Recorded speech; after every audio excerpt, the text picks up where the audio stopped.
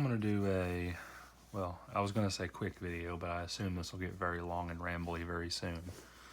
I'm going to do a quick little video on some new knives I've got recently. I've accumulated quite a few, and this is not all the ones I've accumulated, but they're the ones that are most alike in the sense that they're traditional.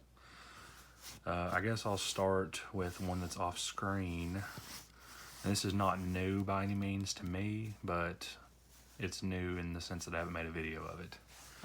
This is a Tramontina of Brazil.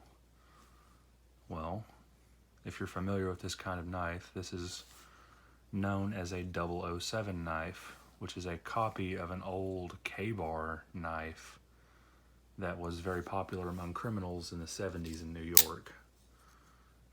They were typically all made in China, and they had 007 in gold letters written on the side. This one does not have that because it was made in Brazil by Tramontina. But I like this. It's a very large type of folder with a lockback. But the reason these are so popular is because they were in usually an unmarked box that said pocket knife, and they're like $5, and you could do that with them. And it's a big, this is not even the biggest size. They made even bigger ones, and they were just very intimidating knives for criminals and muggers. There was some interesting history with the Sex Pistols, where the girlfriend of one of the band members was stabbed. But the reason I talk about this one is because I picked up this knife for $5, and I picked it up and I was like, that looks sketchy. So it just says stainless steel. The blade looks horrifically marred up. The tip is bent a little bit. The lockup is horrible. Well, the lockup is good. The side-to-side blade play is horrible. But I feel like this knife, I've never heard of it before, but I bought it on a whim because I assume this is like an actual, like, because once the 007 knives got to be kind of popular, the cops are like, hey parents, if your kid has a 007 knife, take it away from them. It's a criminal's knife. So they started changing the names on them, and I assume this came out of that same line of reasoning. So they, yeah. And yeah, I just brought this out for comparison. Moving on, I guess I'll start with the other single blade knife. I literally got this today in the mail. This is a Duke, and I oiled up the blade, so it's incredibly hard to open because it's slick. Probably need to wipe some of that off. But yeah, this is a traditional French knife with the really nice gunmetal looking handle. There's a lot of history behind these knives. Apparently they were used by Algerians or whatever. I mean, it's just like an open L, but the lockup is much stronger because at this time open L's didn't have those locking rings on them. So if you wanted a cheap, strong knife, this was it. It's very similar to a Higo no Kami, traditional Japanese knife, but I got that for a good deal.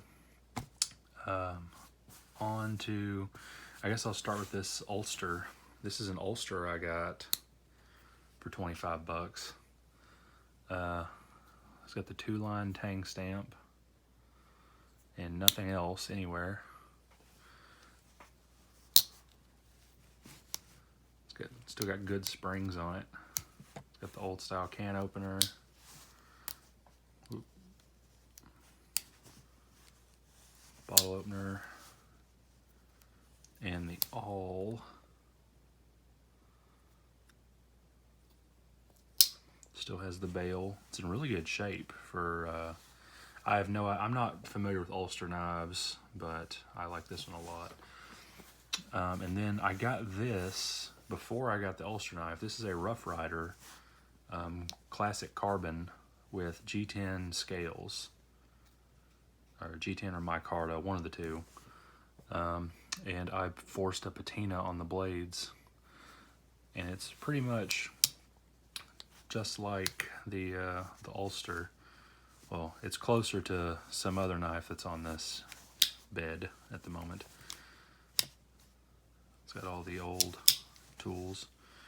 The awl is kind of crude looking, I guess. But yeah, they're all carbon steel tools. The awl actually has a really bad, like, rolled over edge. I don't know if that's caused by the knife. There's nothing down in there that would hit to do that. But I do enjoy this knife. The bail is a bit loose and there's a large gap. It's kind of hard in this light. But the bail just rattles around a lot. Doesn't really inspire a lot of comfort, I guess. But then I got this old milk knife at a gun show. It's a Camillus. Has the little thumb stud for the bottle opener, can opener. I don't understand that at all. They could have put the nail nick right there. It is almost impossible to use the nail nick though, so it's a good thing that it is there. This has very strong springs. I like the awl very much. The awl is, well, it's not very sharp, but I like this rib right here.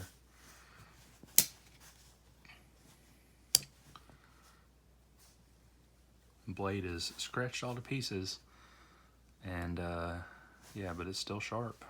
It says 1968 in a 2-line Camillus tank stamp.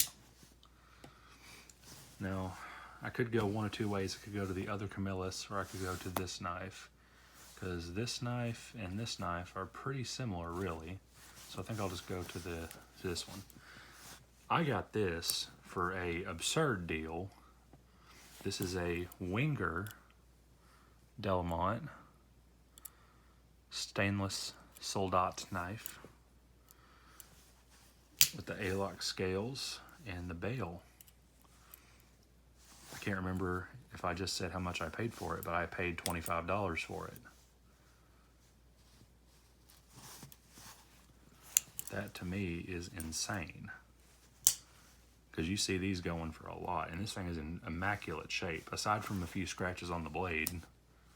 But I tried to polish those out a little bit. That's a wonderful addition to my Swiss Army knife collection. And then, most of you, if you're into knives, should be familiar with this. This is a Camillus MC1,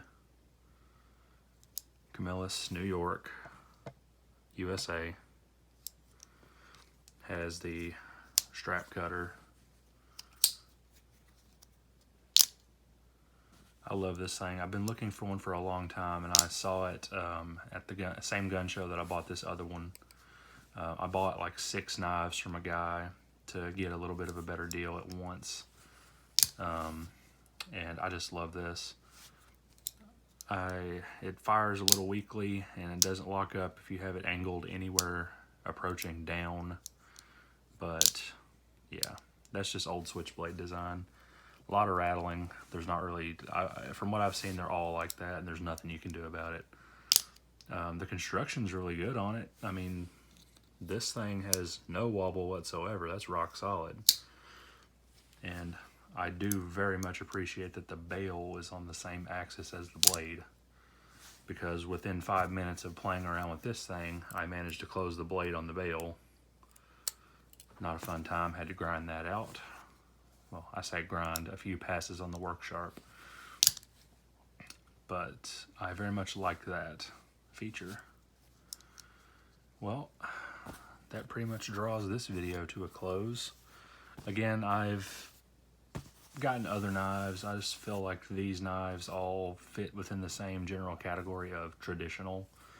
So I feel like it was a good idea to do them all as one batch, just to kind of show all the new ones I've got. I'll see you guys later.